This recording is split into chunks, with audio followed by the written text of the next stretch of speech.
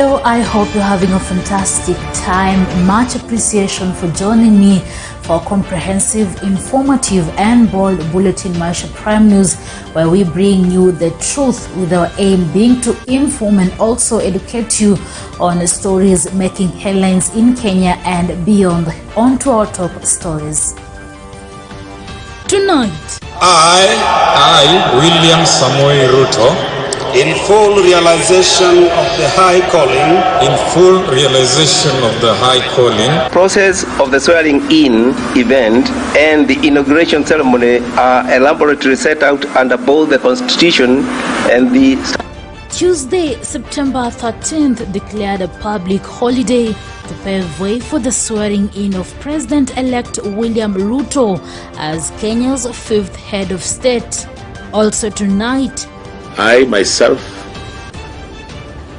also very humbly request to my community to forgive me for the wrong decision at wrong time, at the right time, the wrong decision which we took. Swarup Mishra, former Keses Member of Parliament, apologizes to the Keses community for defying the region's kingpin William Samoei Ruto. Plus, if I can just be honest, mine was just a tip of the iceberg. What one has to say? People are suffering there. My friends are suffering there. It's just that mine, nilipata that voice, nilipata support when niliongea. People are suffering there, and I'm just pleading with the government, just please do something. Tears of joy as Diana Chepkemoi arrives in the country from Saudi Arabia.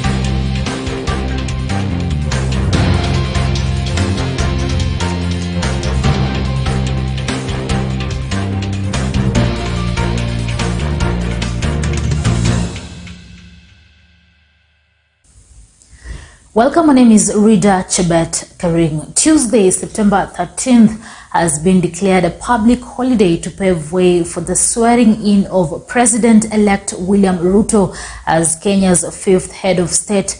Head of Public Service, Dr. Joseph Kinyua, who is chairing the assumption of the Office of President Committee on Tuesday, announced the holiday, noting that a gazettement will be issued later this week. He further noted that the swearing-in and handing over of power will be held at the Moi International Sports Center in Kasarani, Nairobi, between 10 a.m. and 2 p.m. Millicent Luamba with that report. Preparations of the swearing-in ceremony of President-elect William Ruto have entered top gear after the Assumption of Office Committee was allocated 200 million shillings for the event. I, William Samoei Ruto, in full realization of the high calling, I assume as the President of the Republic of Kenya. In a pre-election economic and fiscal report, the Executive Office of the President was tasked with assisting the committee to organize the smooth handover of power. The transition committee is led by the head of Public Service, Joseph Kinyua, and other top-ranking security officials. The process of the swearing-in event and the inauguration ceremony are elaborately set out under both the Constitution and the statute law. The President-elect shall take the oath of office as administered by the Chief Registrar of the Judiciary before Her Ladyship, the Chief Justice.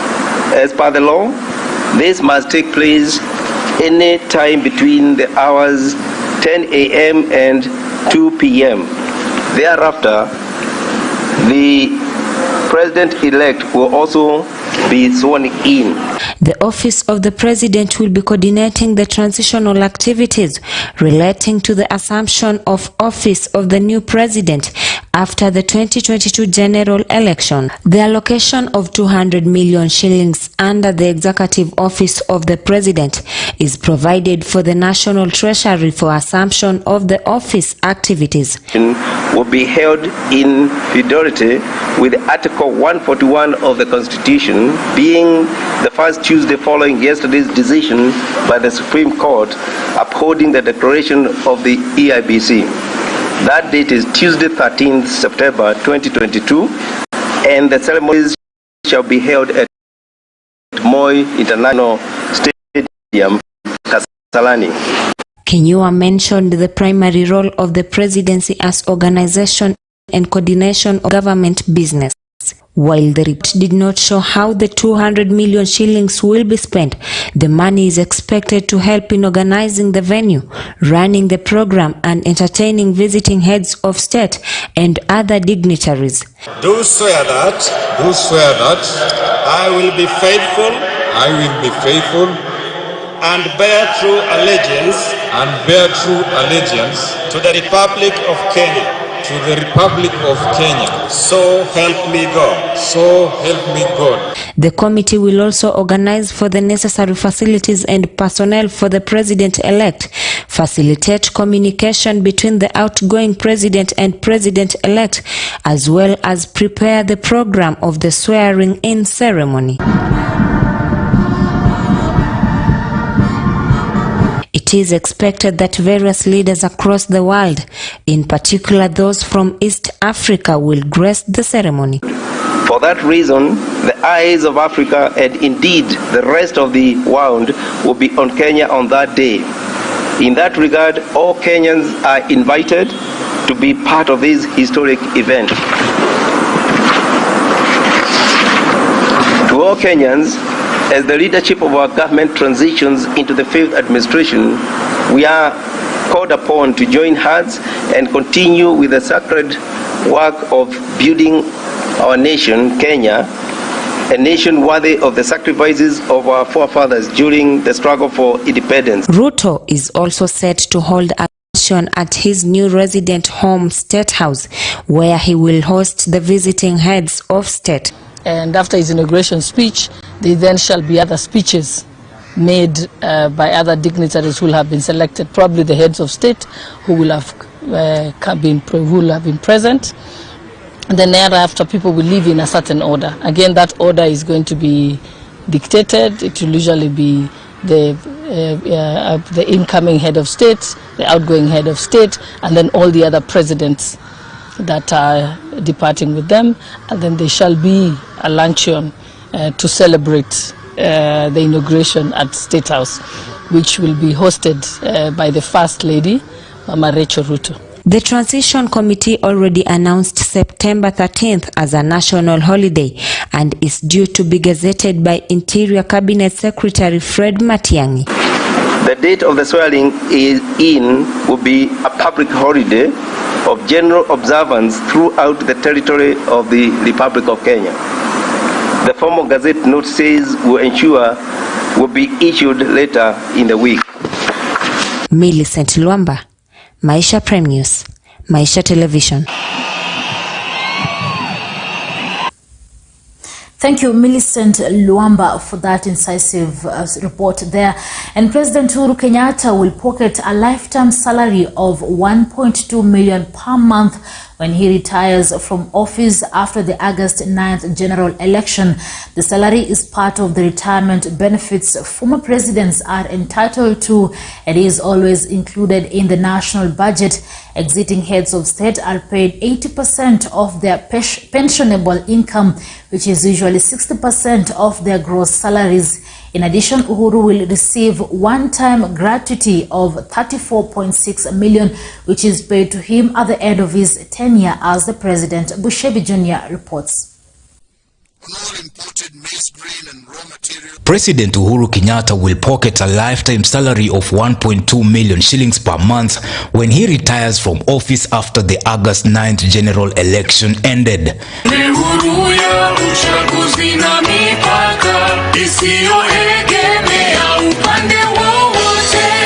The salary is part of the retirement benefits former presidents are entitled to and is always included in the national budget. Exiting heads of state are paid 80% of their pensionable income, which is usually 60% of their gross salaries. In addition, Uhuru will receive a one-time gratuity of 34.6 million shillings, which is paid to him at the end of his tenure as the president. He will also get monthly stipends totaling to about 1 million shillings, including 300,000 shillings house allowance and 216,562 shillings fuel allowance. President Uhuru Kenyatta is also afforded 300,000 shillings in water, electricity and telephone stipend and 200,000 shillings entertainment allotment. In addition, the outgoing commander-in-chief will receive 4 cars, each coming with a driver whose salary will be paid by the government. The retirement package also includes staff, 6 security guards, 2 cooks, 4 housekeepers, 4 messengers, 4 secretaries, 2 laundry personnel, and staff for a fully furnished office. Nasema asante, Mungu awabariki na Mungu awalinde. Asante. While presenting the 2022-2023 budget, Treasury Cabinet Secretary Ukur Yatani omitted allocation for Uhuru's retirement for the 2022-2023 financial year. The government, through a multi-agency task force, has reviewed existing revenue management system. Omission of the budget raised speculation that Uhuru would remain active in politics even after his retirement. The head of state is currently the chairman of the Azimio la Umoja One Kenya Coalition Council, a position he will maintain after leaving office. Tulichukua usukani kutoka kwa wengine na tutapatia wengine kwa sababu nchi lazima isonge mbele. Yangu kwa sababu vile tulipata wengi wenu mkiwa hapa, wengi wenu pia tutawawacha hapa, na yangu ni kuwaomba vile tumefanya kazi pamoja, pia mshirikiane na hawa wengine ambao watakuja na muwasaidie pia kutimiza mengi na makubwa hata zaidi, na ndio hii nchi yetu iweze kusonga mbele. We just want to ask that the Lord will bless you, that the Lord will keep you, that the Lord will strengthen your codes, that the Lord will enlarge your territory, but above all, together with your family, that no pestilence will come before you, that 1,000 may fall on your right hand side and 10,000 will fall on your left hand side, but no harm will come upon you. We will miss you. You miss us, but we will miss you more as your staff, and we will miss you the most as the president of this republic. In May 2021, the Treasury allocated 72 million shillings as gratuity for retired presidents, as stipulated in the recurrent expenditure estimates for the financial year 2021-2022 tabled before Parliament. The Treasury has created a new budget item named the Gratuity for Retired Presidents come July 2022, which coincides with the end of President Uhuru Kenyatta's tenure. Mr. Speaker, according to the budget estimates, the figure will increase to 79,200,000 shillings in the financial year 2024-2025. For Maisha Prime, Maisha Television, I'm Bushabi Jr.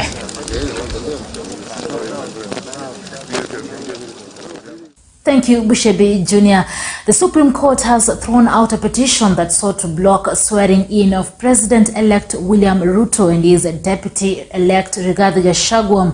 The petition, lodged a day before the August 9th election, was aimed at barring the two from being sworn in to their respective electoral offices should they win the presidential election. The Apex Court, in its ruling, questioned why the petitioners decided to file the petition of such magnitude just a day before the country went into polls and 7 days before the declaration of the presidential elections by the Independent Electoral and Boundaries Commission (IEBC). The ruling by Chief Justice Martha Koome, Lady Justice Philomena Mwilu, Justice Mohammed Ibrahim, Justice Smokin Wanjala, Lady Justice Njoki Ndungu, Justice Isaac Lenaula said in its ruling that the top court does not have jurisdiction on the matter. And still on the courts, Judiciary has revised guidelines for filing petitions and directed all political leaders to file their lawsuits at the High Court through a notice dated Tuesday, September 6th. The Judiciary directed all aspirants challenging the August 9th general election outcome to file their petitions at the respective High Courts in their counties. It further directed disgruntled contenders to file their petitions through the online platform e-filing. The directives apply to candidates who unsuccessfully contested for governor, senator, woman representative and members of parliament seats.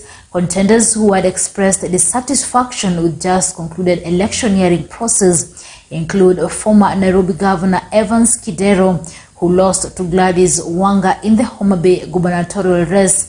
Kidero garnered 154,182 votes, while Wanga, who was vying on an ODM ticket, got 244,559 votes.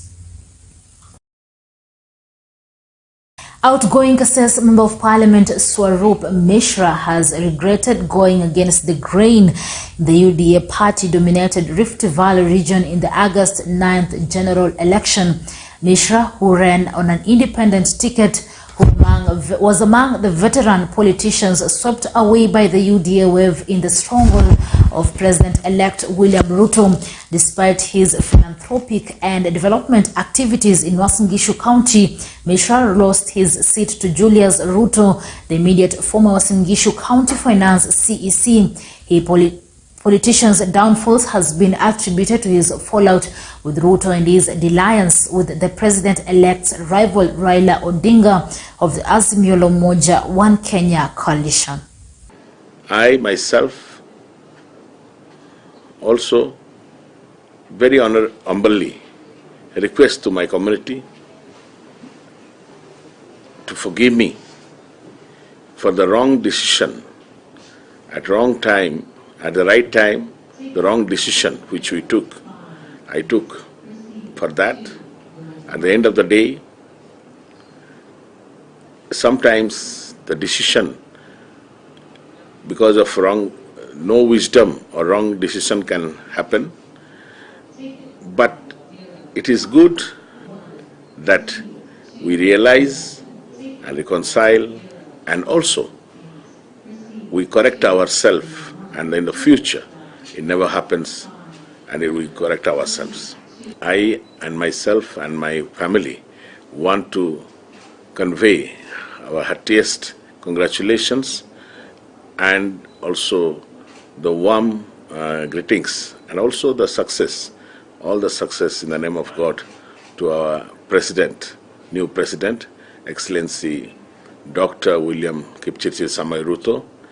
And moving on, Agano Party leader David Mwaure has urged Raila Odinga and George Wajakoya of the Roots Party to concede defeat to President-elect William Samoei Ruto. Mwaure told the press on Tuesday that the two should concede and be true examples of advanced democracy, just as he did after Ruto won the Supreme Court presidential election petition. Mwaure went on to say that the country should now put politics aside and work together to build the country under the new leadership. He also urged Kenyans to back President-elect William Ruto and his deputy Rigathi Gachagua in their efforts to revive the country's ailing economy and dilapidated state. Let's have a look. Leadership of Agano Party wish to congratulate His Excellency President-elect Dr. William Samoei Ruto and his deputy, Honorable Rigathi Gachagua, for being confirmed by the Supreme Court as properly elected and as the winners of the 9th August 2022 presidential elections. This, we state, is a very well-deserved and earned win. His Excellency, the President's win brings a lot of relief and closure because the court has pronounced itself as the Constitution provides. But now begins the next job, and the next, as indicated by the Deputy President, His Excellency Honorable Richard Gachagua, when he said that he and the President are inheriting a dilapidated country and economy. Kenyans continue suffering from high cost of living, high cost of essential foodstuffs, high rate of unemployment, and the Kenya shillings 10 trillion debt is still there, among other issues. To return our country to where the country needs to have been economically and socially, and to move Kenya forward, we need all hands on deck. For we in Nagano, we have no doubt that His Excellency the President, Dr. William Samoei Ruto, and His Excellency the Deputy President, Honorable Rigathi Gachagua, as they have promised Kenyans, they will be open to every act on Kenyans from all walks, from Mama na Baba Mboga, the religious sector, the church, mosques and other faiths, the professionals, Kenyans in diaspora, business people, the media, and all others, to please let us arise and restore Kenya. Let's arise and build our nation.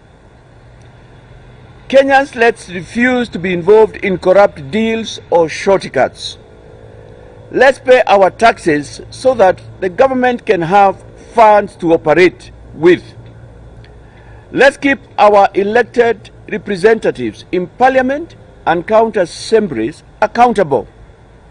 And above all, let's keep in constant prayers for our incoming president and his deputy for God's guidance and success.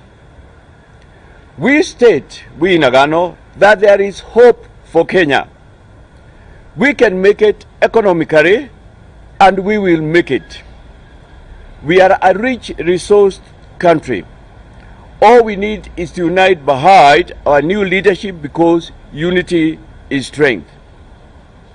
We in Nagano are very happy to have been among the first to announce and endorse the win of His Excellency the President and his deputy. We wish our competitors had followed suit, because in advanced democracies, when one party concedes, it's an invite to the others to also do the same. So I was inviting my competitors, the Honorable Raila Odinga and the Honorable George Wajakoya, to also concede. We wish they followed suit. There are many people who misunderstood us, but like the elders say, we are very happy. Kuwa ni sisi tulitemea huu ushindi mate. Similarly, we are committed to ensure the success of the win of that ushindi of His Excellency the President and his deputy. We call on all Kenyans to join us in ensuring that success. Religious leaders in the country have commended Kenyans for exercising political maturity and maintaining peace during the 2022 general election. The religious leaders, while congratulating President-elect William Samoei Ruto, said there is a need for the country to unite behind the new administration and help in nation building. Led by Kenya Catholic Church Bishop's Chairperson Archbishop Martin Kivuva, the religious leaders also commended Azimio presidential candidate Raila Amolo Odinga for demonstrating strong statesmanship by respecting the rule of law. On their part, the Supreme Council of Kenya Muslims have said that the outcome of the presidential election is a reflection of the importance of strengthening, respecting, and protecting independent institutions as established in the Constitution. Religious leaders have asked President-elect William Ruto's supporters to be mindful of other Kenyans wounded by the verdict that upheld Ruto's victory. Sasa vile mahakama imepitisha ya kwamba His Excellency Deputy President sasa au apishwe, tunataka kutoa mwito kwa Wakenya wote. Speaking at Ufangamano House on Tuesday, September 6th, Interreligious Council of Kenya Chairman Joseph Mutie urged Ruto's supporters to be compassionate and considerate towards Raila's supporters by not provoking them. We now urge you to take seriously the responsibility Kenyans have bestowed on you. Do not destroy our nation through corruption and selfish gains. Rather, in humility and sense of service, focus on wholesome development of the nation. He also commended the candidates who did not win for what he termed as the desire to be leaders in the country. The chairman of the Kenya Conference of Catholic Bishops, Martin Kivuva, commended Kenyans for maintaining peace. Let us join hands to continually pray for our nation and for the leaders at all levels, just as we are called upon in our holy scriptures. Your Excellency, Dr. William Samoei Ruto, we congratulate you on your confirmation as the President-elect. As the President, you'll be the saber of national unity. We urge you to be a leader of all Kenyans, regardless of their political, ethnic, or religious leanings, by demonstrating in word and deed justice and equality.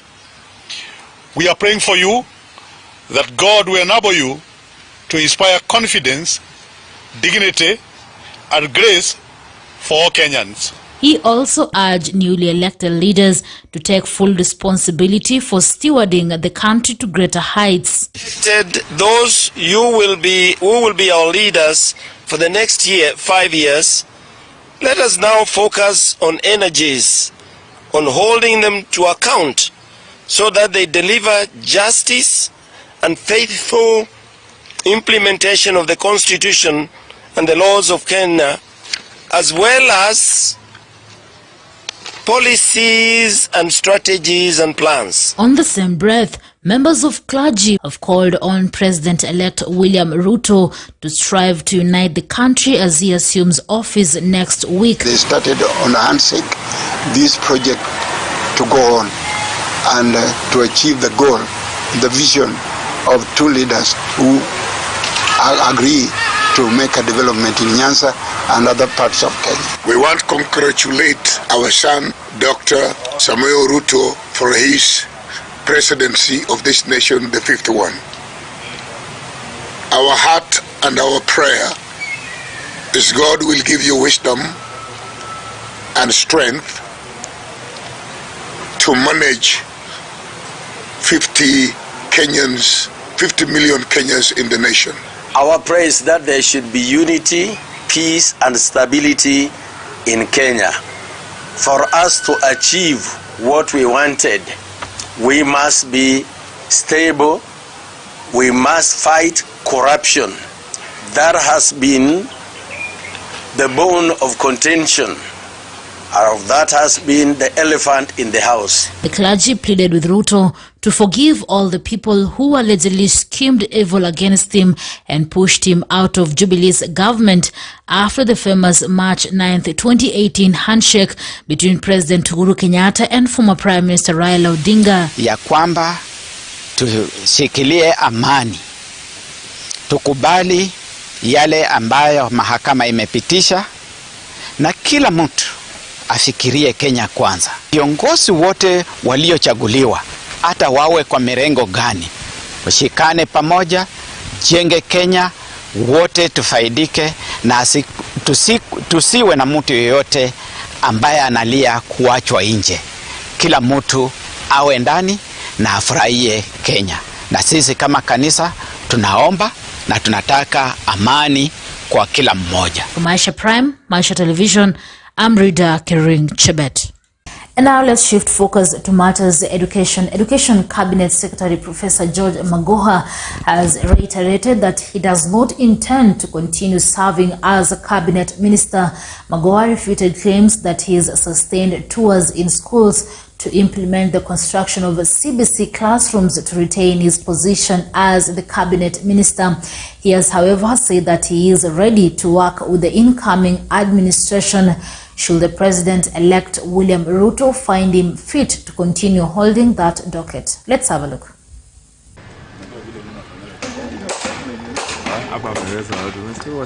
I am not looking for a job. That's one. You can take that to the bank. So nobody should mistake me that I'm completing this work in order to be seen that I want another job. But if in his wisdom the President-elect thought that I could even be half worthy to be considered, we would have a conversation with him. We would have a conversation with him because I've now connected with the children, the poor children.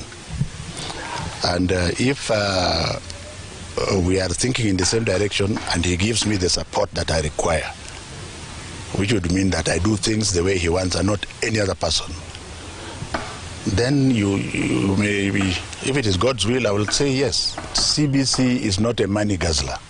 That's one. It is not a money guzzler.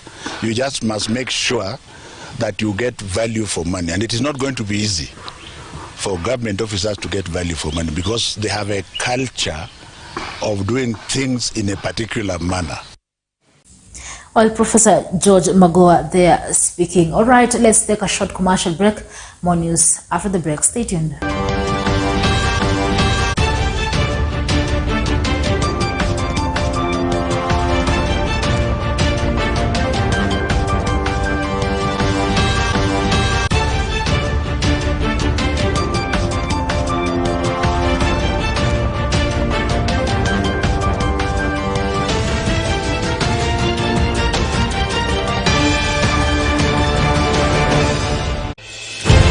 A strong woman knows she has strength enough for the journey. But a woman of strength knows it is in the journey where she will become strong. Join Irene Mumbo Bushebi and Rida Kering on Prime Women Talk every Wednesday from 8 p.m. exclusive to MTV. Good morning. Good afternoon. Good evening. Good evening. Robert Moore is live at Hammersmith. is live from Damascus. We're on the doorstep. For Maisha TV. For Maisha Prime News, Maisha Television. For Maisha Prime News, Maisha Television. Trusted news, trusted sources, trusted dissemination of information.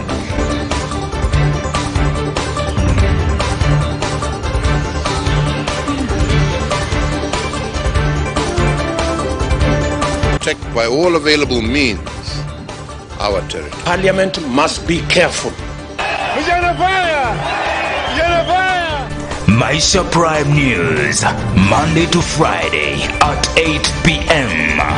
Trusted, unbiased, authoritative. The stage is set. The time is now. Credible news. It is Prime News.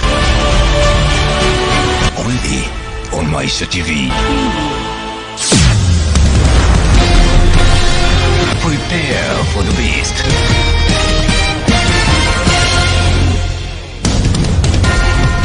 Informative. Authoritative. Unbiased. Welcome to Maisha News.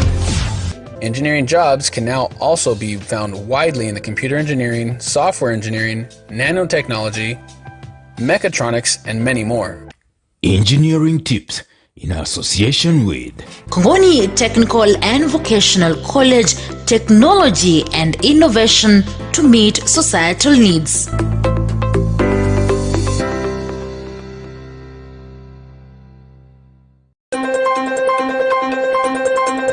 It is a season of seriousness, and only the serious presenters come onto your screen. Maisha Prime News and Maisha Prime Morning Edition. My hustle, my story. Maisha Prime Weekend. Rida Kirin Chibet, Millicent Makoha, Brian Gad. Only on Maisha TV. The stage is set. The time is now. Credible news. It is prime news. Only on Maisha TV. Prepare for the best.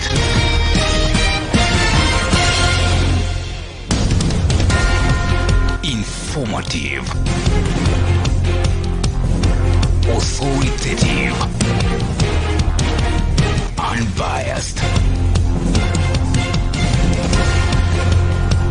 Welcome to Maisha News. When it comes to technical training and research in science, technology and innovation, you can trust Matili Technical Training Institute, whether it's certificate or diploma in institutional management, automotive engineering, mechanical engineering courses, electrical and electronics engineering, information and communication technology, building construction and civil engineering, business studies, among many. We provide the best practical training and theoretical knowledge. Our exams is from the trusted examination bodies, among them NITA, KASNEB, NEC, among others.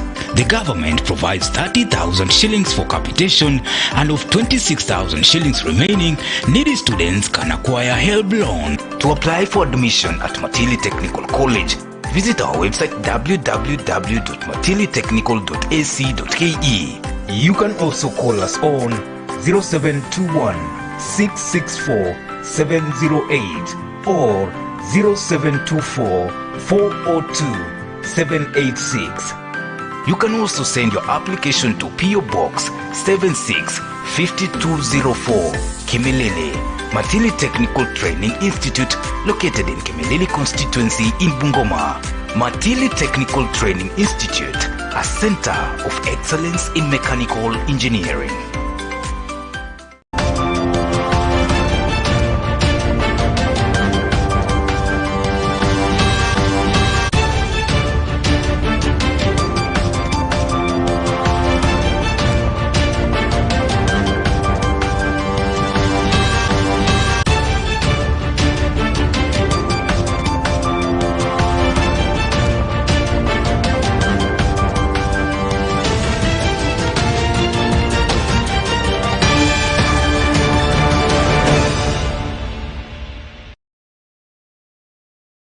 Welcome back and thank you for staying with Maisha Prime News. Diana Chepkemoi, a 24-year-old Kenyan who was reported to have been detained in Saudi Arabia, arrived back in the country on Tuesday. Chepkemoi was received by her mother, Clara Chepkemoi, at the Jomo Kenyatta International Airport, accompanied by Kenyan Member of Parliament Brighton Yegon, amongst other leaders and friends. Shortly after checking out of the arrival terminal, Chepkemoi briefly narrated her ordeal while in Gulf country, saying that her woes began the first day she arrived at her employer's home. She further added that she reported the matter to her travel agent, who turned a blind eye to her complaints, giving her employer leeway to turn cruel to her. Sharon Chepchumba brings us that story. Heartbreaking stories of Kenyans who travel to Saudi Arabia in search of greener pastures only to return in caskets have flooded the media in the recent past. More power to Diana, more power! More power! Long live Diana, long live! Long live! Diana Chepkemoi, a 24-year-old Kenyan who was reported to have been detained in Saudi Arabia, arrived back home on Tuesday. Chepkemoi was received by her mother at the Jomo Kenyatta International Airport, accompanied by Kenyan Member of Parliament Brighton Yegon, amongst other leaders and friends.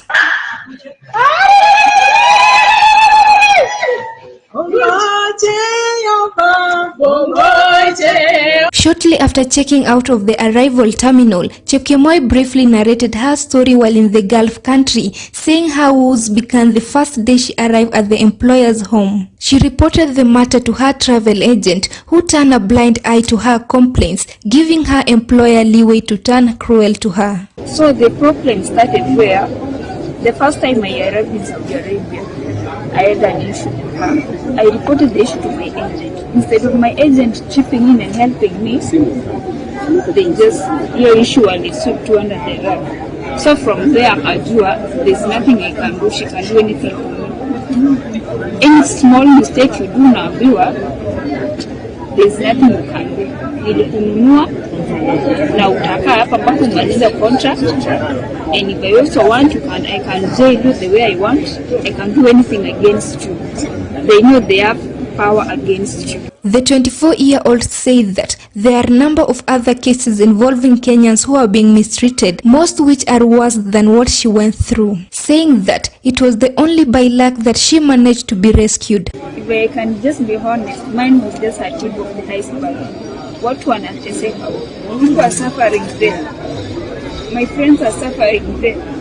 It's just that mine, nilipata that voice, nilipata support when niliongea. But people are suffering there, and I'm just pleading with the government, just please do something. People there are mentally tortured, psychologically tortured, and it's not fair. And it's a shame being told there's nothing you can do, there's nothing my government can do. I have power against your government. It's a shame. So I'm just pleading with the government, just please do something. Wasaidie, wanateseka, wanapitia mateso. Nile tu mimi nilipata sauti, nilipata support venye nilireach out. But kuna watu wako huko, mpaka hata mtu saizi ukimuuliza jina yake ajui. Mtoto kuuliza kwani ni wapi ajui. Her mother reiterated Chepkemoi's plea to the government, saying that they are planning to appeal for a ban on labor export to Saudi. I request the government to stop this issue. I think Arabia, I can call it that it's a satanic zone, whereby it's not good for human beings. Because they don't know God, they don't believe God, they don't know us. And they are inhuman people. They don't care. So it is better to also live and be in peace, being happy, and more so to be in your country, so something so special. Procedures, and this is what we are going to follow up when we resume Bunge this week, so that we can actually be able to even see to it that we do total ban on exporting labor to Saudi Arabia and related countries which have not shown any respect to the laws of Kenya and to human rights of our people and of our workforce. Let me say I'm so much privileged to be one of the members of parliament who were elected recently. And one of the issues which we are going to fast track, as my colleague has said, is that the issues of the labor and exporting our human resource into Saudi Arabia and the Middle East countries, which have shown no respect to human dignity, especially the black. Chepkemoi traveled to Saudi Arabia in June 2021 in search of employment to help her family and raise school fees after deferring her studies from the Mary University. I left Kenya to go to Saudi Arabia just with the hope and get to live a better life after this. Miki tunaweza sema kwa hizi ofisi zinapeleka watu Saudi wako tu responsible because kila mtu anataka pesa. Kila mtu ako na familia anataka alishe. Si ati tunaenda huko kwa sababu ya nini.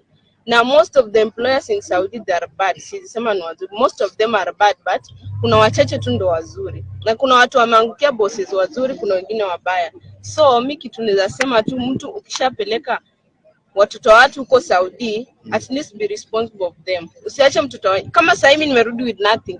What will I take to my daughter ama masista zangu ama babangu ajivunie mtoto wangu alienda Saudi? Nothing. Titangu mimi nilienda job nikafanya 2 months. I was not paid anything. Even I've come back with nothing. Unaona? So like I just went for a vacation. Na nilienda kuteswa na nirudi. Chepkemoi's case went viral a few days ago when the young lady revealed that she had been detained in Saudi Arabia. Kenyans mounted pressure on the government to intervene and bring her back home. One of the reasons why this happened is because of unemployment in the country. 5 or 6 years ago, HELB used to give the same amount as it is at now. But if you compare the rates in Kenya shillings against the US dollars, it is not the same as per now. And with the inflation of the food prices, you find that the life for a common comrade has really gone too high. Does the government of Kenya know the statistics of all students out there in Saudi Arabia? And if so, how is their safety? We really want to know that. Maisha Prime, Maisha Television, I'm Sharon Chepchumba. Viva Gaps, viva! Viva! Viva! Comrades, viva! Viva! A disturbing story there. Thank you, Sharon Chepchumba. Kiambu Governor Kimani Wamatangi has vowed that he will not be lenient on leaders found in graft-linked deals. Speaking in Kiambu on Tuesday, Wamatangi cautioned those seeking to embezzle funds when appointed into county government offices. Wamatangi affirmed that he will personally escort anyone found in corruption deals and dismiss them from office. Wamatangi joins the list of leaders who have taken immediate action towards realigning county governments. Among them, Kisii Governor Simba Arati, who cracked whip on over 800 ghost workers during a county overhaul.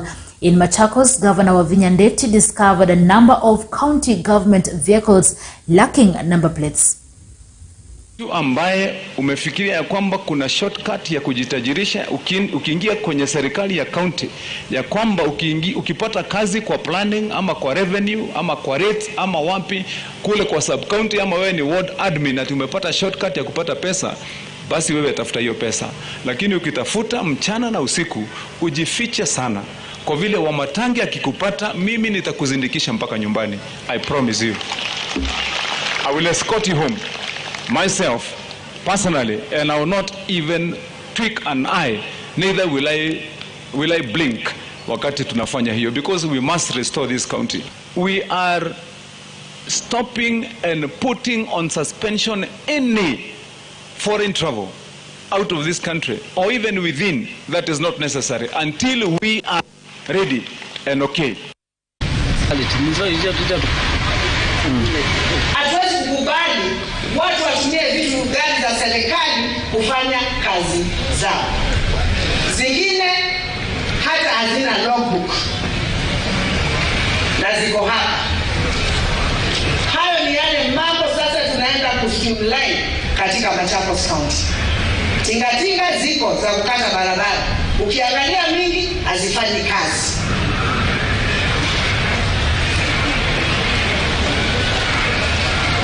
I want to put people on notice. Mimi sijakuja hapa kufuta mtu, lakini kama ufanyi kazi yako utaenda nipatie mwingine hiyo nafasi yako afanye kazi. A family in Gekomba, Nyamira County is in grief after a relative, Jairus Onyambu, was found murdered and the body abandoned by the roadside on Tuesday morning. Onyambu was a livestock trader. His head had wounds from what appeared to be an attack with a sharp object. According to the Onyambu's family, he left home for work the previous day but did not return home. The family received a call the following morning that Onyambu's body was found by the roadside. Villagers described the deceased as a righteous person who strived to earn an honest living.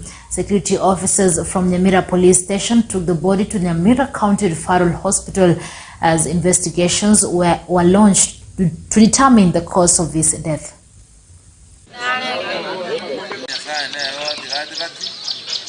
Amekatakatwa kichwa na akakufa hivyo. Huyu ndio yangu ana maneno, ni mpole tu, anakunywa lakini hana sita na mtu. Jamaa amepiwa panga, amekatwa kichwa, masikio hapa, hata hiyo bange ilikuwa sharp sana vile inaonekana. Lakini Kenya imefanyika, hao watu hawezi enda mbali na Mungu anawaona tu. Uchunguzi ifanywe, mwenye alifanya hii mambo awekwe ndani na aseme kwa nini ameua ndugu yetu hapa. Saa hii tumeanza upelelezi. Tumekuja hapa nyanjani.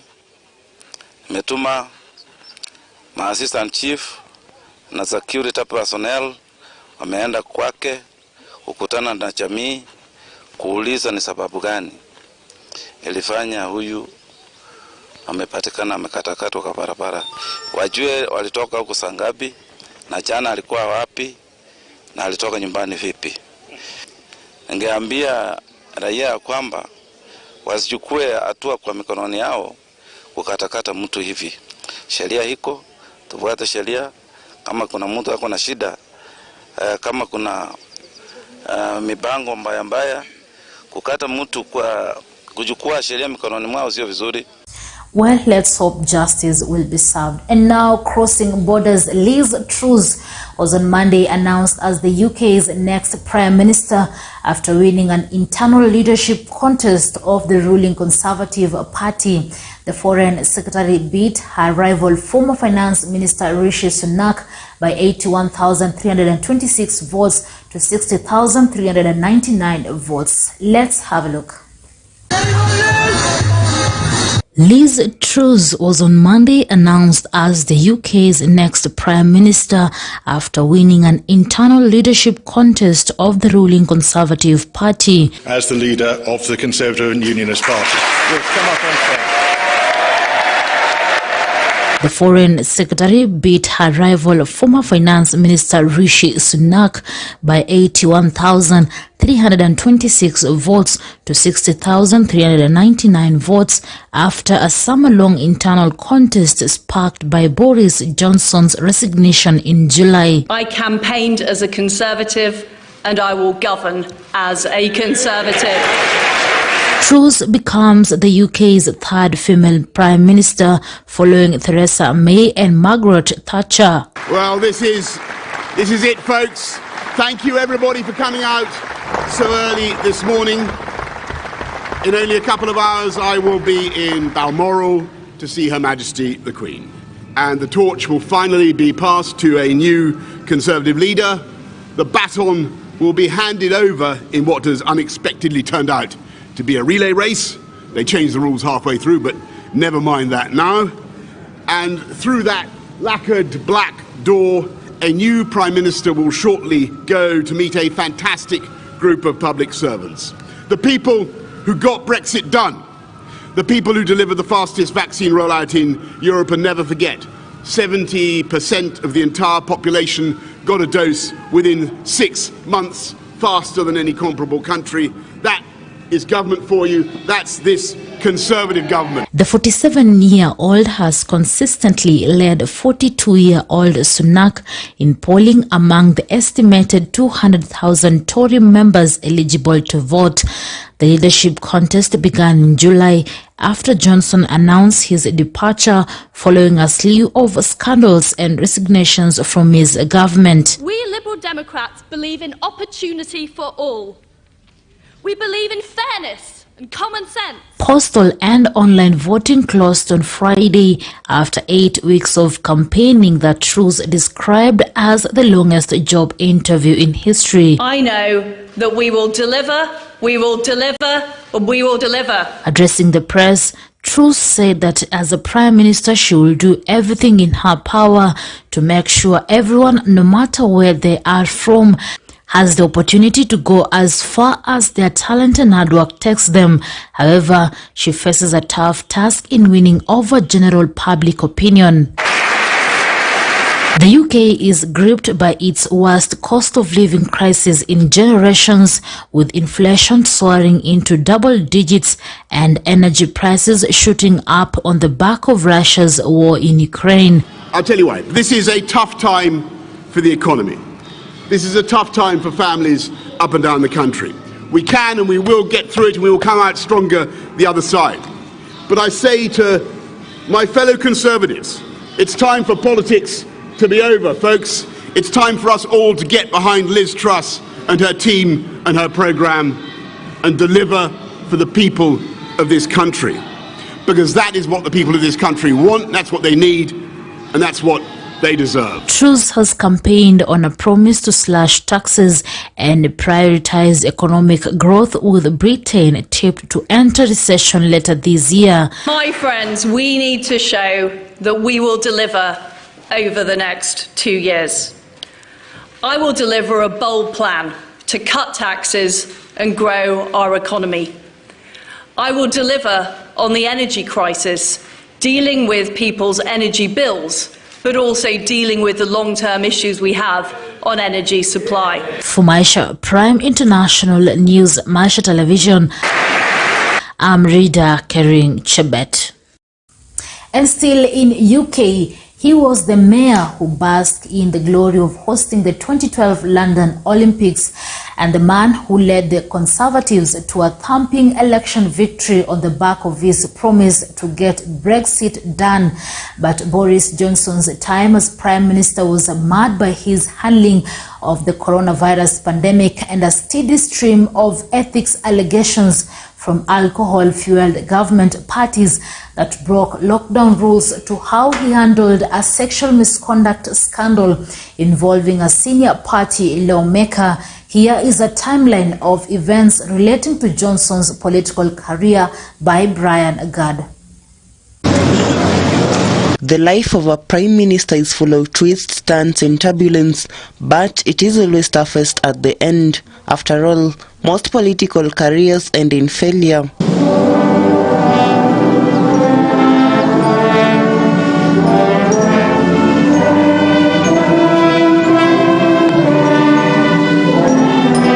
The United Kingdom has been very exemplary in demonstrating responsibility among themselves. To my surprise, it plays so differently for Kenyan politicians.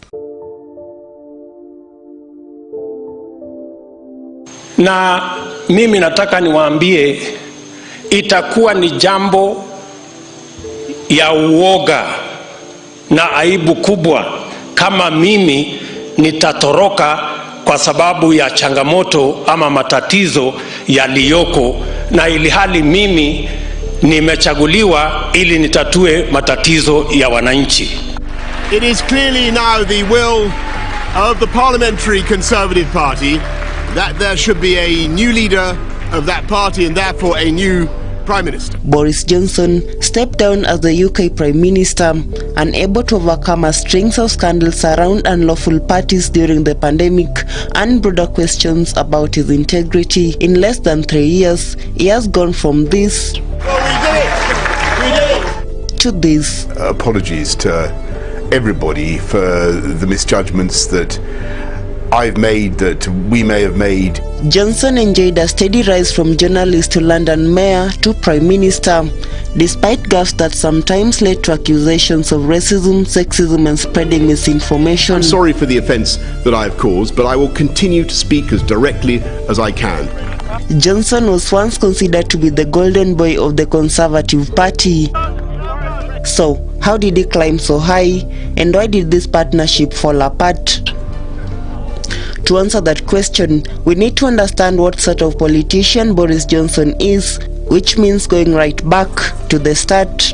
What are you not ashamed of, though, Boris? Whatever there is not to be ashamed of. Back when he was a political columnist in the 90s, Johnson's early appearance on the BBC's satirical current affairs show Have I Got News For You brought him national recognition and endeared him to the British public. I want to congratulate you all in turning up in such fantastic numbers to this rally. It's really fantastic. His celebrity status made him one of the most recognizable politicians in the United Kingdom. This helped him get elected to the parliament in 2001, and 7 years later, he became the first Conservative to win the race of mayor in London. I know that there will be many whose pencils hovered for an instant before putting their X in my box. As mayor, he found success focusing on issues such as crime and public transport. He also revered in promoting the London 2012 Olympics, including the infamous moments he got stuck on a zip wire. But Johnson had loftier ambitions. We should take the chance now, as a country, to take back control. Take back control. Take back control. Take back the democratic control. In 2016, Johnson was back in Parliament and surprised many by going against the leader of his own party by backing Brexit. I will be advocating vote leave. Brexit is an abbreviation used to denote the exit of Britain from the European Union, but we will get to that in a second. He quickly became a leading voice in the United Kingdom to leave the European Union, which then won. The British people have spoken and the answer is we're out. The Brexit referendum, with the following negotiations with the EU, ended the careers of two Conservative prime ministers. It paved the way for Johnson to take power. There will be people around the place who will question the wisdom of your decision. In October 2019, he called a general election and led the Conservatives in the biggest victory since 1987, allowing the swift passage in December of his divorce deal with the EU. I think Boris will get the Brexit done and people will not regret Boris being the next our new Prime Minister. Johnson, though, would not be able to bask in his electoral victory for long. The number of cases of COVID-19 outside China has increased 13-fold. It's now a global pandemic. In 2020, Johnson was faced with leading the country through the coronavirus pandemic, which has so far caused the deaths of more than 180,000 people in the UK. The Prime Minister was criticized for not acting quickly enough to prevent the spread of the virus and not taking it seriously from the start. I was at a hospital the other night where I think there were actually a few coronavirus patients, and I shook hands with everybody. At the end of March, Johnson announced that he had mild symptoms of the virus. I've taken a test that has come out positive and was hospitalized just over a week later. He spent 7 nights in the hospital, including 3 in the intensive care unit. The pandemic in some ways played both Johnson's great strength and his great weakness. The great strength was that he's an excellent communicator and he really managed to rally the country behind him and also pushed a very successful vaccine program. The downfall was that he is a natural libertarian and is known for being somewhat indecisive, and so Britain sadly suffered one of the highest death tolls in Europe from the disease, in part because Mr. Johnson was very reticent to lock the country down. Johnson faced backlash when he admitted to attending a party in Downing Street during a period when people could only meet one other person outside to prevent the spread of coronavirus. Mr. Speaker, I want to apologise. I believed implicitly that this was a work event. Some Conservative lawmakers defended Johnson, but many people across the country who had abided by the strict lockdown rules felt betrayed by the Prime Minister. I don't trust him anymore. I'm sorry. Neither do I, no. There's no trust. I think it's an absolute disgrace, to be quite honest with you. At this point, I think he's kind of lost his credibility as Prime Minister. A police investigation into the events resulted in the Prime Minister's being fined, though he resisted demands to resign. I've paid the fine and I once again offer a full apology. The revelation proves to be the beginning of the end for Johnson. In June, he was booed by a crowd for a special Jubilee service for Thanksgiving for the Queen. And only a few days after that, he was a subject to vote of no confidence by his own party. He survived what was badly bruised. Around a third of Conservative lawmakers voted against him. It's a good result. I certainly think it is, because don't forget that when I first stood to be leader of the Conservative Party in 2019, I didn't get anything like that much support from my colleagues in Parliament. We're building that. Meanwhile, Johnson is also accused of mishandling a series of scandals around Conservative lawmakers' misconduct. I think it was a mistake, and I apologise for it. I think in hindsight it was the wrong thing to do. And the party lost local and national elections, causing doubts over its popularity with voters. In July, a flurry of cabinet resignations, including the Treasury Chief and Health Secretary, rocked the government. We have reason to question the truth and integrity of what we've all been told. And at some point, we have to conclude that enough is enough. I believe that point is now. In the end, Boris Johnson was undone because he was no longer viewed as an electoral asset by MPs, but a liability. And the minute that lawmakers saw that Johnson was no longer likely to win them elections, they jettisoned him. The former British Finance Minister Rishi Sunak has announced his bid to replace Boris Johnson after leading the Conservative lawmakers in tendering their resignations. Someone has to grip this moment and make the right decisions. That's why I'm standing to be the next leader of the Conservative Party and your Prime Minister. Sonar, whose father is a Kenyan, has insisted that he not only sought to succeed Boris as UK Prime Minister, but also as Conservative leader. I want to lead this country in the right direction. I ran the toughest department in government during the toughest times when we faced the nightmare of COVID. At the same time, Suella Braverman, whose mother is a Kenyan, has also announced a bid to succeed Boris Johnson as the Prime Minister. I love this country. My parents came here with absolutely nothing, and it was Britain that gave them hope, security and opportunity, and this country's afforded me incredible opportunities in education and in my career, and I owe a debt of gratitude to this country, and to serve as Prime Minister would be the greatest honour. Resignation from office can have a deeply moral dimension. Should we choose as Kenyans to make amends to unethical deeds, it is therefore no surprise that those calling for restoration of morality in public affairs should stress the virtue of resigning. Brian Gad, Maisha Television. Well, that story from Brian Gad. I'm taking a short commercial break. I'll be back shortly.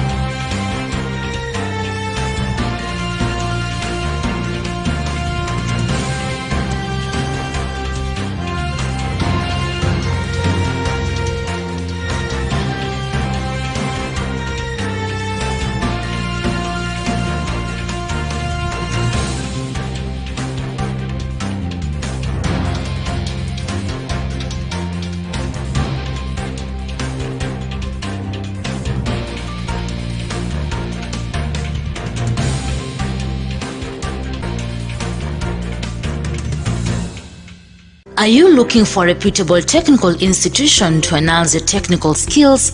Look no further.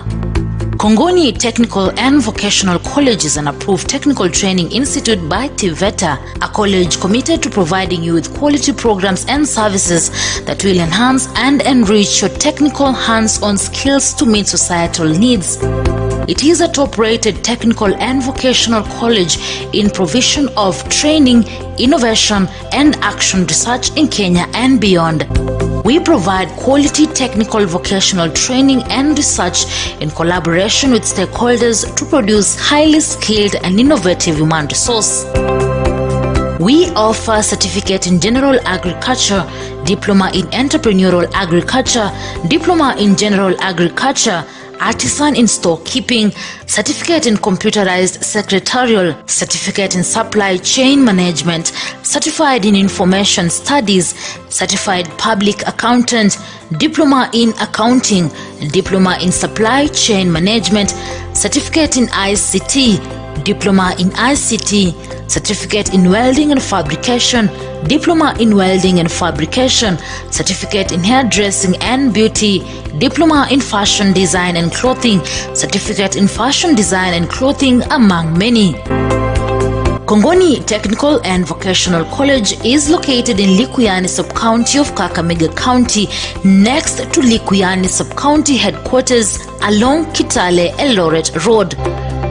For more information, contact us on 0721927458 or 0712114908. You can also send your application to PO Box 45 30-205 Matunda, or write to us on email to kongonitvc@gmail.com. Kongoni Technical and Vocational College, technology and innovation to meet societal needs.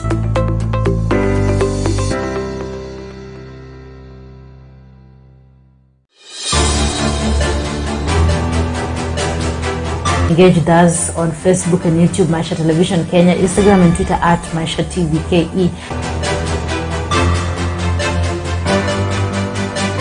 Let me tell you, when they give you a very good deal, okay, look for the hidden charges. Period. Forget about the figures that you're seeing. Just look for the hidden charges. It is his prerogative to have a conversation with chiefs and sub-chiefs. It's just, so if you ask him not to have a close relationship with them, it's like asking a doctor not to speak to nurses.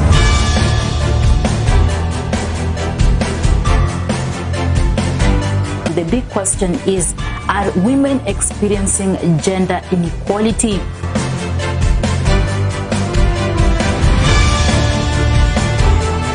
The male counterparts are being treated, so it's okay. Women have really been discriminated. Tobias Hissa is my name. I'm the principal of Bungoma DB School. The principal of Shibanda Mixed Secondary School. Ni mwalimu mkuu wa shule ya watoto walemavu ya Nairobi. Dr. Godfrey Murunga, the fourth principal of Kisiwa DTI. I'm Zado Kunala, the manager for Kaimosi Friends Vocational Training Center. This is Bushangala Secondary School.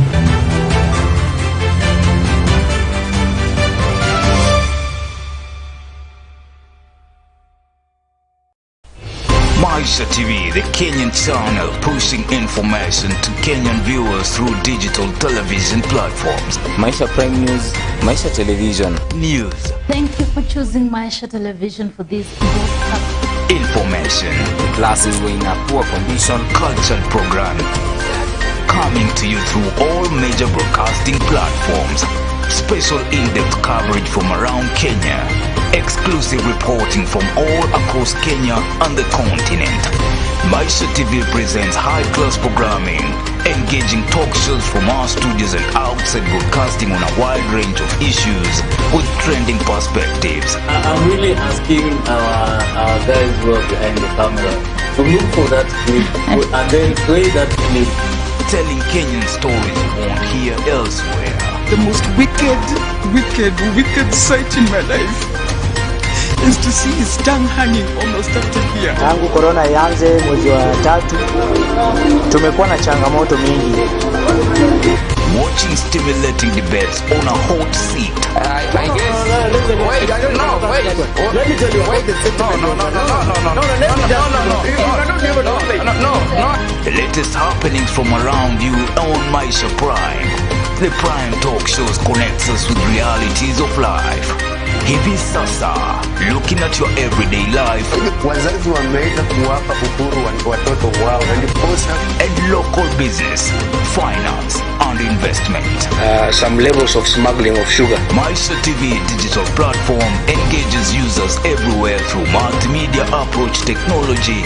A Maisha Television digital platform, your local and continental channel platform where you choose it, watch it and love it.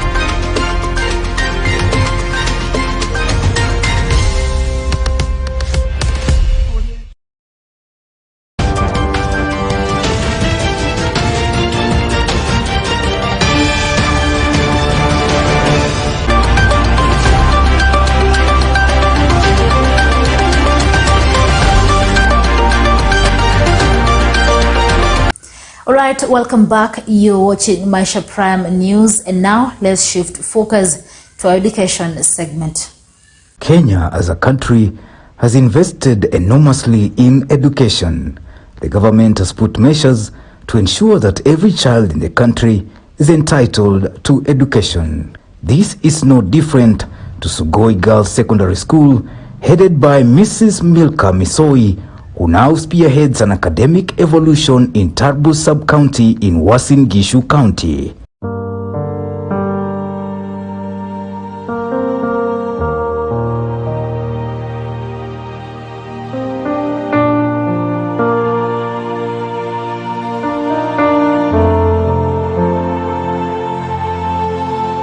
My name is Mrs. Maisha, the Chief Principal of Sugai Girls.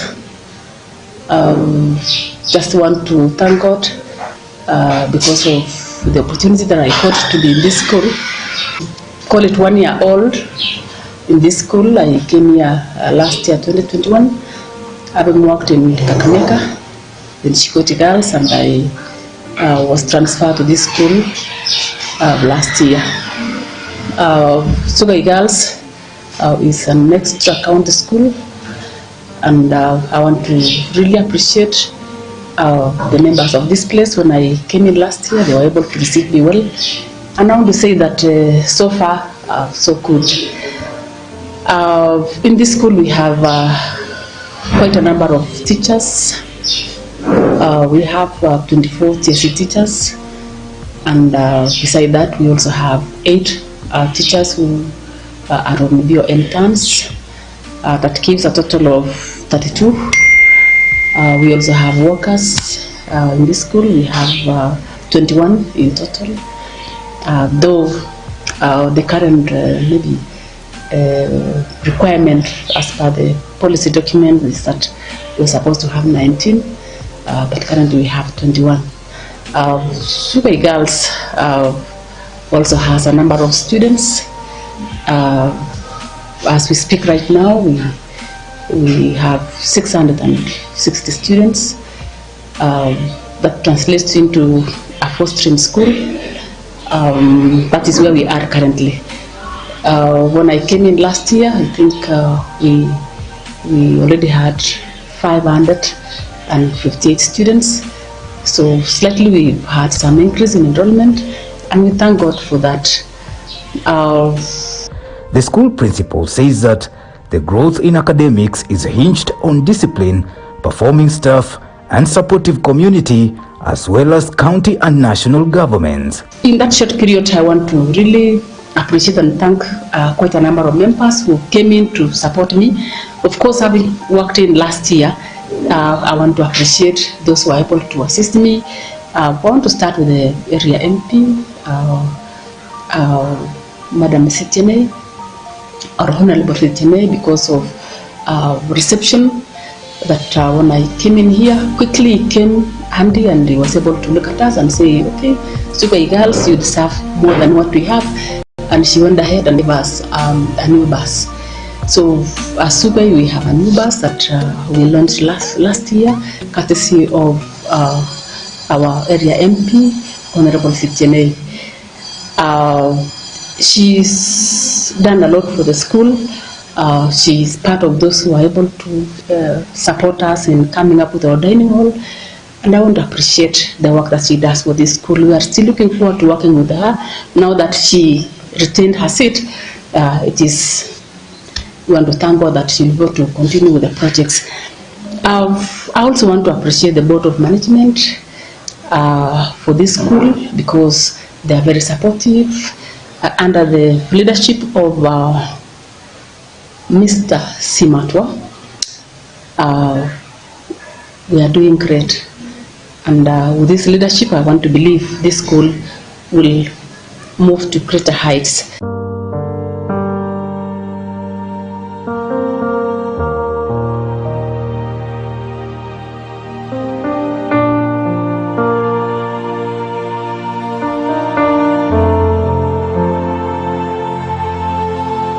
Apart from the academic leverage, the school owns a bakery that earns them additional income. So far we have a bakery that we started towards the end of last year. Remember, I came in 2021, and towards the end we were able to establish a school bakery that is running, supplying bread to our students and even to the members of staff.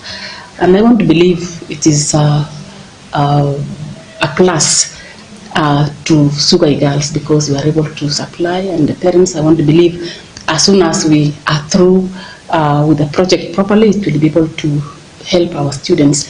And even if we make an extra coin, we'll be able to assist that needy child that we have in this school. So far, so good.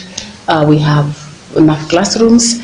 A few challenges here and there. You know, when people hear of Sugai girls, well, I know we expect a lot of things as per the name as well. But I want to say that just like any other ordinary school, we also have challenges. We have issues here and there that we need to also come together as a members of the board so that we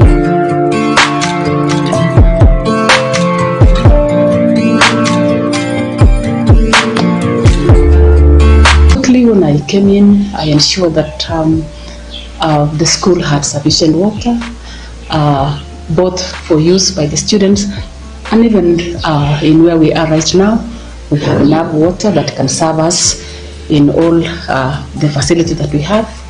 I also made sure that a few improvements were done in terms of accommodation for the students. Of course, the students, there were a bit of congestion in the dormitory, and we were able to come up together with the members of the board, being steered by the chairman of the board, and we were able to put up a new dormitory under the name Grace Boyd.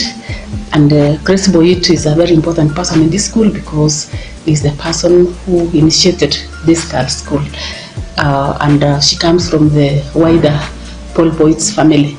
We have a lot of attachment to that family because they are the people who donated this land where the school is.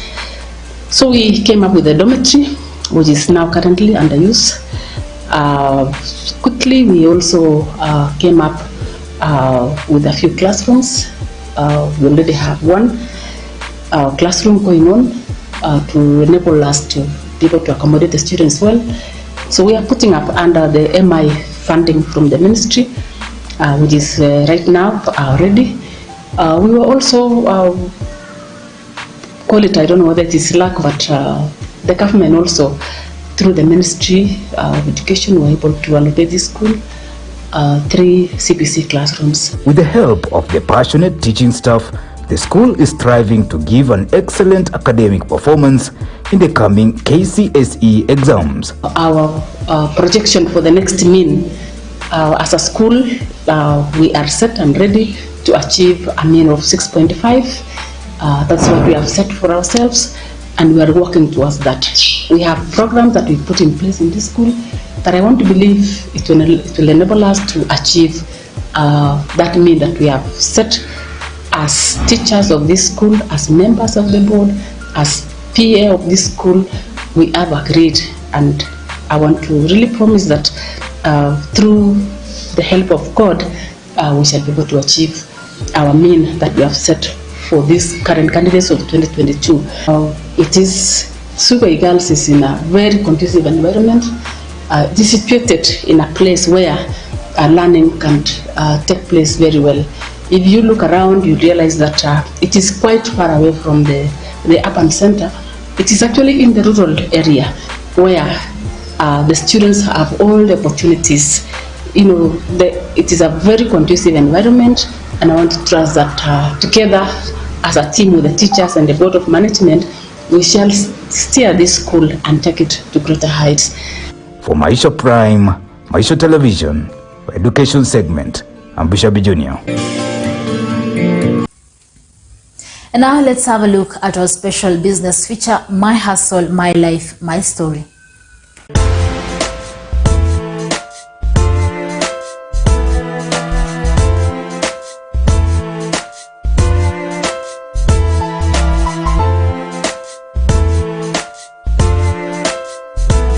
Cosmetics and beauty products for women are not amongst the list of forbidden things in Sharia, and thus the trading of these products would be considered absolutely halal for the Islam believers.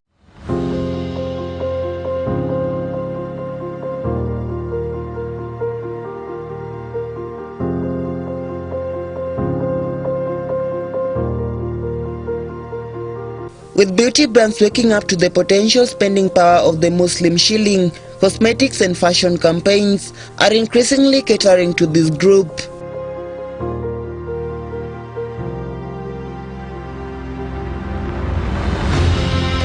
Abdallah has made strides to the Bungoma beauty industry, increasingly redefining and reasserting women's relationship with beauty on their own terms, challenging the tired submissive and stereotype-breaking tropes.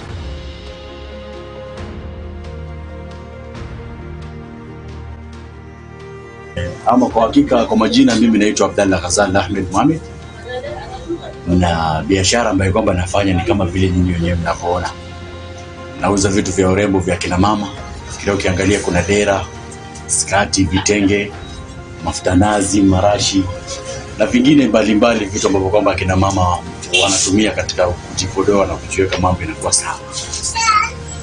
Na biashara yenyewe hii naifanyia hapa katika area ya Bungoma, area ya mjini opposite KCC. Hii building inaitwa Nuren Complex. Hapa ndo pale nafanyia biashara yangu. Ndio natafuta kibaba changu cha kila siku. Abdallah saw the existing gap the Muslim market presented to him, making for significant opportunity for cosmetic and fashion brands. Na watu sio kula peke yake, watu utakana pia ule na uvae, ndio kwa sababu nikaleta area. Na ukiangalia area ya mjini ni area ambayo kwamba ina watu wengi. Ndio kwa sababu nikaamua hii biashara niweke hapa. Na hiyo ni moja katika hali ya kutafuta biashara. Ikiwa unaona mwingine anauza chai, wewe uza mandazi. Msikimbie yote mkauza chai mtapigana. Kwa hivyo nilivyoona wanauza vyakula na nini, nikaona kaangalia, nikaona hapa hakuna mambo ya mavazi na mambo ya urembo, nikasema acha nilete. Ndio sasa nikaleta. Ndio kwa sababu hapa Bungoma hata maeneo ambayo kwamba nimeweka pia ni maeneo ya Kiislamu na maeneo ya Waswahili, na nimeangalia nikaona hizi duka pande hii hakuna. Hata ukitembea utaona kuna duka ya kuuza vyakula ndio vimejaa. To help determine the nature of exclusivity in this business, Abdallah goes out of his way to ship cosmetics and fashion brands from Eastleigh in Nairobi and or from Mombasa. Na hizi bidhaa za urembo naona unauza sketi na dera, mnazipata wapi? Hizi tunaagiza kutoka Nairobi, zingine kutoka Mombasa. Manake huko ndio main.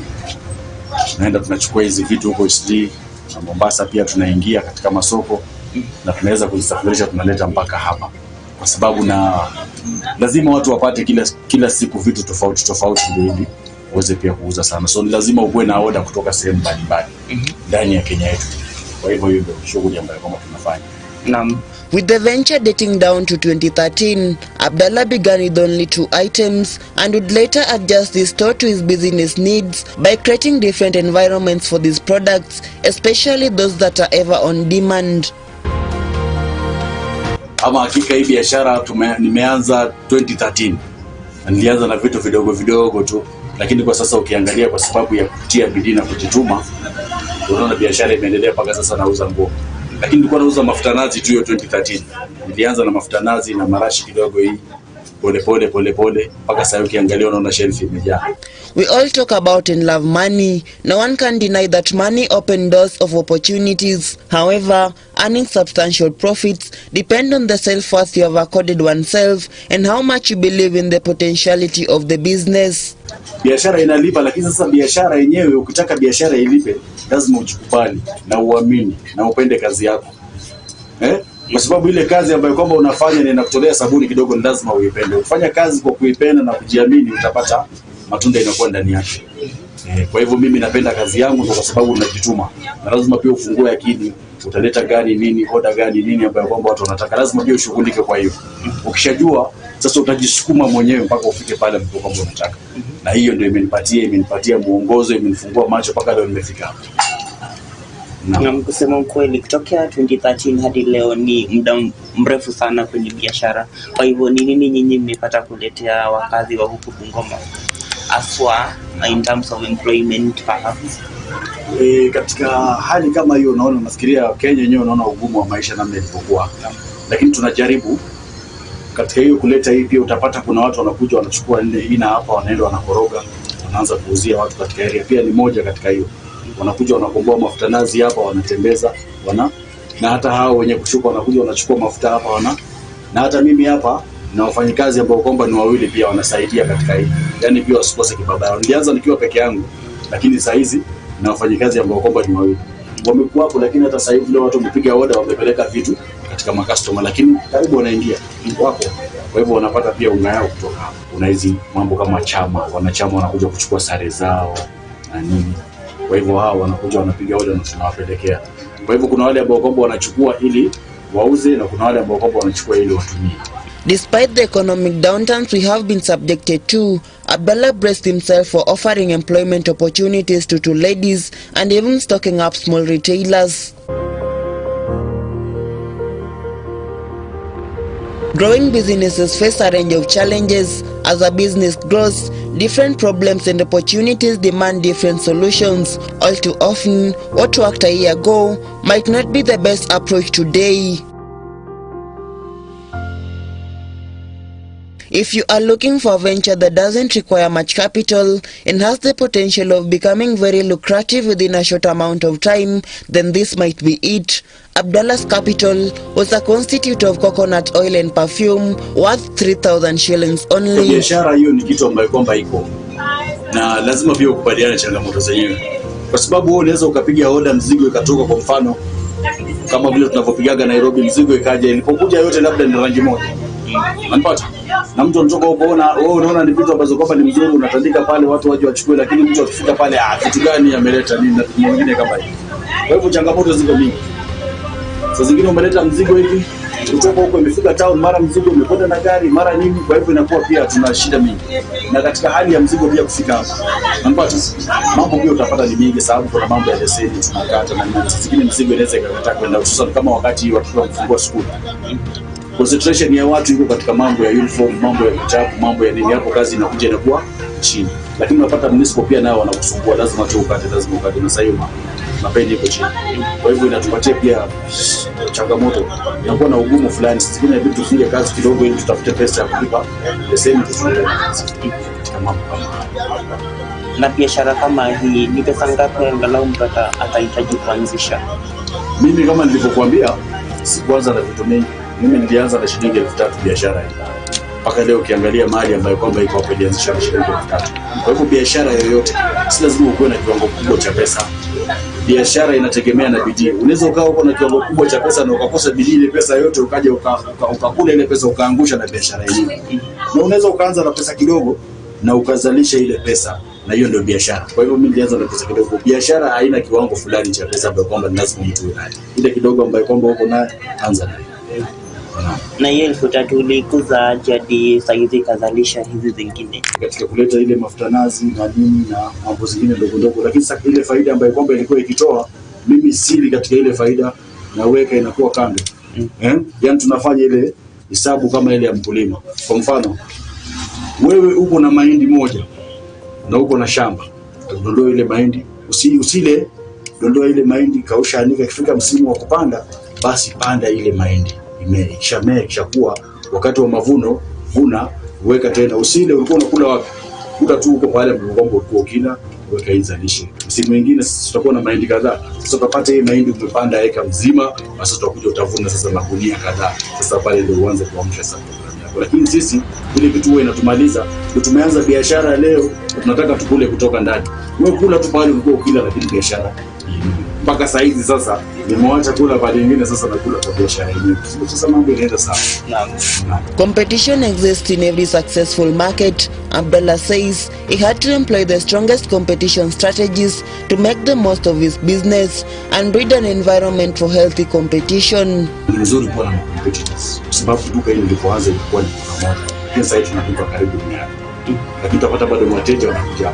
Na kuwa na competitors ni kitu ambacho kwamba ni mzuri, kwa sababu huwa wanafungua akili. Na mimi napenda hata watu waje wafungue mpaka hapa mbele, ili nione wanaleta gani ambayo kwamba watu watapenda, na mimi pia nifungue akili nilete zaidi. Kama namna gani? Naam. Na hizi duka zingine 3 ziko wapi? Ukienda hivi utapata kuna nyingine iko pale mbele na mbili ziko pande. Moja iko huku, mbili ziko pande. Si mbali na hapa. Na tunafurahi pia wakiwa pale. Hata saa zingine watu wakitaka kitu wao wanakimbia kuchukua vitu hapa kwa sababu hawana. Unaona? Na pia saa zingine mimi pia natembea pale nione watu wakienda wakijazana pale, wanaenda kujazana pale, wananunua nini. Nikiona kitu ile kama sina, sasa basi mimi pia nitafanya bidii niilete, ni kufunguana katika kufunguana akili. as a mobile qualified ex-self-employed automotive mechanic and engineer, as Abdallah puts it, conveying to a customer the value of his knowledge and skills so that they pay for what the job required instead of how simple he makes it appear, as lacked a grapple. Mimi nimesomea mambo ya kuunda na kubomoa mpaka engine mzima ya tractor. Kwa hivyo trailer, tractor, nini mambo ya gari. Hiyo nimesomea mechanic mkubwa sana. Na kwa nini sasa ukaitupilia mbali kaona? Ni kwa sababu hapa kuna vibarua mtu anakuita na kufanyisha kazi, pesa ile ambayo kwamba anakupatia ni kwamba wanakutumia wewe. Kwa hivyo nikaona haina maana. Acha mimi nifungue kitu ambacho kwamba itanipa. Sababu nina majukumu, kitu ambacho kwamba nitakuwa najitegemea mimi mwenyewe, nitakuwa najitegemea kwa maisha yangu na watoto wangu na kila kitu. Kuliko kwenda kufanyia mtu kazi ambayo kwamba kazi yenyewe haina maana. Hivi wanafanya. Lakini pia naomba pia hii biashara ikiendelea ikikuwa kubwa, mimi mwenyewe nitafungua garaji yangu na kila kitu yangu pale, na naamini hii biashara italeta hiyo, kwa sababu nimeanza na toka nilipoanza mpaka sasa naona kuna matumaini, na huko ndiko ninakoelekea, kwa sababu elimu yangu pia sisi nikaiwacha ikaenda hivyo, lazima nifanyie kazi. Na kila laheri kutoka kwetu Maisha TV.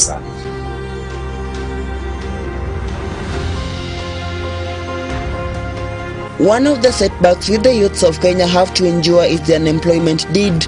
Abdallah Fox for passion, love and hard work. Wazo wako kwa vijana, hasa vijana wenye wanatafuta biashara ama kitu cha kufanya baada ya shule? Naam.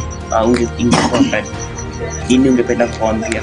Naambia wale vijana wenzangu ambao kwamba sasa wamemaliza shule wasingoje kazi ya kuandikwa, kwa sababu tukiambiana ukweli na ni wazi, Kenya hapa hakuna kazi. Na ukingoja kazi ya kuandikwa utangoja mpaka siku ile unazeeka, sasa umefika umri ya kuretire na bado hujapata kazi. Kwa hivyo wajitume. Biashara ni biashara na mtu apende ile kazi yake. Hata mimi hii kazi nafanya si kwa sababu kazi nimesomea. Mimi sijasomea hii kazi. Mimi ni engineer mkubwa sana. Lakini kwa sababu kazi ile hakuna, sasa nimefungua hii na nafanya na ndo. Kwa hivyo tujitume katika biashara zote, na vijana wengine wajitume katika biashara zote. Wafanye, yani mtu ajibidishe afanye biashara ile ambayo kwamba itakuwa inamuingizia hata kama ni shilingi 10 kwa siku, lakini iwe mwenyewe anajitegemea mwenyewe kwa nafsi yake. Kwa hivyo nawaambia biashara ni biashara na kazi ni kazi, wala wasichague. Isipokuwa tu ile vitu ya haramu ndio wasiuze, kama vile chang'aa na mambo zingine ile ambayo kwamba serikali imekataza, waachane nayo. Lakini kama ni vitu ya halali, kama ni mandazi, bajia, nini, watu wafanye biashara na itawalipa. Cosmetics businesses are becoming very popular among Kenyan women, as well as men who like to look good all day long without having to worry about breaking the bank. Brian Gad, My Hustle, My Story, Maisha Television.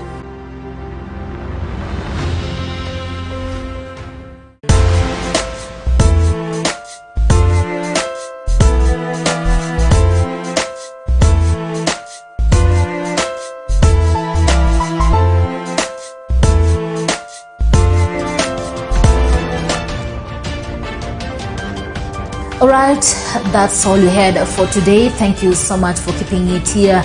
Remember, Maisha Prime News comes through every Monday to Friday at 8 p.m. and 9 a.m. and also on weekends, that is Sunday at 9 p.m. I'm Ruda Karin Chibet. Till next time.